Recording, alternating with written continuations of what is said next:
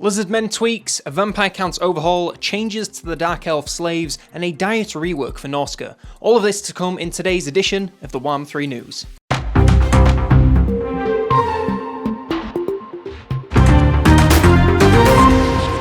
Good afternoon, I'm COLONELDAMNEDERS and welcome to the Warhammer 3 News. Today's story is all about the race updates coming with Immortal Empires. First up, we have objectively the best faction in any game ever, the Vampire Counts. First, we need to get the painful part out of the way. Free skeletons are gone. They'll still be cheap, but not totally free. Long gone are the days of roaming the earth with 10 armies full of them. It's not possible. To make up for this devastating loss, there are a whole blood host of changes coming. Leadership is being increased across the entire roster, unknown adjustments are being made to ethereal units, and if I had to guess what changes those would be, I'd wager something to make them slightly tougher against all the magical damage now in the game these days. And you can now also recruit Mongols if you own the Vampirates DLC.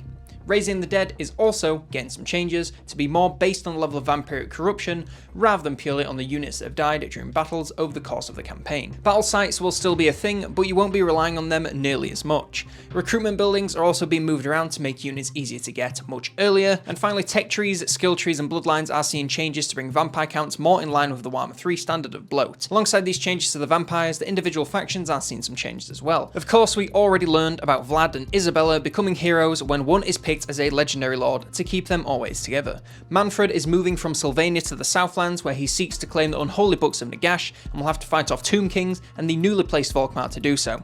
He's also seen some buffs to his magic as the best spellcaster of the Undead Lords. Mayo Man Ghost will now be starting in the Haunted Forest and will start the campaign on his corpse cart with skills to enhance his aura abilities, making him into a powerful support lord rather than totally useless like he always was before. He'll also be the lord for you if you fancy some undead zombie spam. And finally, Heinrich Kemmler has seen a small change to Krell that causes him to be a permanent summon in battles rather than decaying over time. He also has some new skills to supercharge Krell's combat stats even further. Next up we have the Lizards, and they are seeing the least changes in this post. On the whole, they are still pretty much the same, aside from some minor adjustments to the geomantic web rewards, but they are ready for an update later on down the line. As for the individual factions, Tehenoween will now unlock regiments of renown like any other legendary lord through XP gain, and will instead use his pyramids to unlock more blessed spawnings.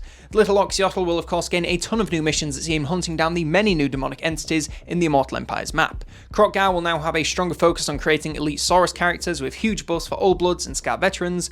Gorok is losing his unbreakable Saurus right, but is trading it for buffs which grant them a barrier and immunity to weapon effects such as poison to maintain that defensive Saurus superiority. Mazda Dumpy and all Slang casters are getting a new skill tree tweak to fit with the new Warhammer 3 magic system. Mazda himself is also gaining a massive 50% to all spell range, so he doesn't have to move around nearly as much. Finally, Nakai the Eternally Lost Wanderer is getting a variety of changes to his balance, including tech tree changes, boost to his economy, improved benefits with building temples to the old ones, as well as the base game improvements to vassal interaction. Dark Elves are seeing their slaves go from late game passive income powerhouses to something that sounds similar to the province effects from Slaanesh, where you spend some slaves to place effects in your regions for a limited number of turns.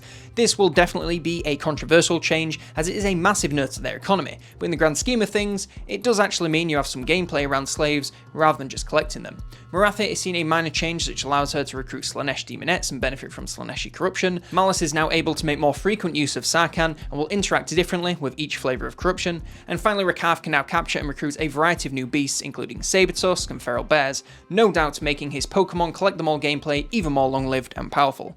The final and biggest changes are to Norska. It's no secret they've been a little left behind in terms of updates and power over the course of Warhammer 2, so they're getting some big changes here alongside the Immortal Empires launch, as well as a full rework later on down the line. Their devotion to the gods is being changed to add a exalted Great Unclean One to the Crow rather than the Plague, and an exalted Hero of Khorne rather than the Iceforged Legion, which is being moved to a regular old Regiment of Renown. All the characters from this system grant their host army massive buffs and boons. Norska are now also capable of capturing any settlement, and as such now come with their own set of commandments to make full use of their territory. They'll also now be able to make use of resources such as furs and wine, but this will likely be for specific buffs rather than trade, since that isn't really the Norscan way.